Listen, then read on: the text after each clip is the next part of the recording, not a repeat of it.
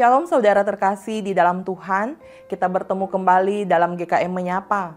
Tema renungan saat ini, harga sebuah pemuridan. Pemuridan bukanlah pilihan sampingan dalam kehidupan orang percaya, melainkan inti dari panggilan kita sebagai murid Kristus. Saudara, banyak orang mengira bahwa menjadi murid Kristus hanya sebatas percaya dan menghadiri ibadah setiap minggu. Namun saudara, Yesus memanggil kita untuk lebih dari itu, untuk hidup yang total diserahkan kepadanya dan rela dibentuk olehnya setiap hari. Saudara, pemuridan menuntut pengorbanan, ketekunan, dan kesetiaan. Di dalam Lukas 9 ayat 23, katanya kepada mereka semua, "Setiap orang yang mau mengikut aku, ia harus menyangkal dirinya, memikul salibnya setiap hari dan mengikut aku." Di dalam ayat ini, Yesus memberikan 3 syarat pemuridan yang sejati. Yang pertama, menyangkal diri berarti menanggalkan kehendak pribadi dan memilih kehendak Tuhan, walau bertentangan dengan keinginan daging kita.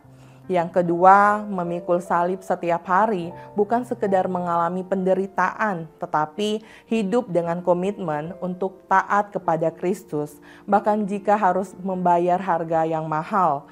Yang ketiga, mengikut Kristus adalah gaya hidup, bukan momen sesaat. Ini berbicara tentang ketaatan terus-menerus dan kesetiaan yang bertumbuh. Yesus tidak memanggil kita untuk menjadi pengikut yang setengah hati, melainkan murid yang rela menyerahkan segalanya baginya.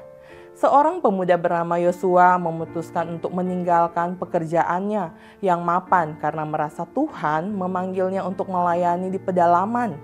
Saudara, banyak orang mengejek dan mengatakan dia bodoh karena meninggalkan kenyamanan demi hal yang tidak pasti. Tapi Yosua tetap melangkah. Bertahun-tahun kemudian, buah pelayanannya menghasilkan puluhan jemaat baru dan banyak orang datang mengenal Yesus.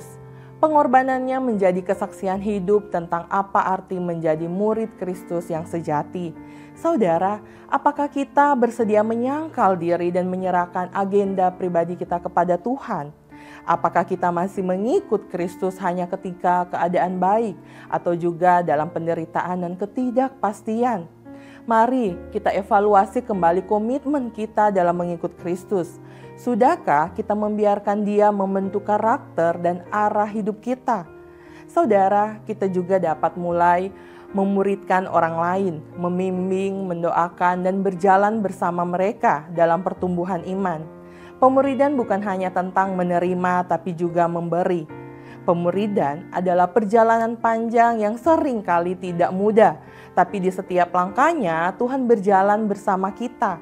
Ia tidak hanya memanggil kita untuk mengikut Dia, tetapi juga memberi kuasa, kasih karunia, dan Roh Kudus-Nya agar kita mampu melewatinya. Dunia membutuhkan lebih banyak murid sejati, bukan hanya mengikut Yesus secara nama, tetapi orang-orang yang benar-benar hidup bagi Kristus.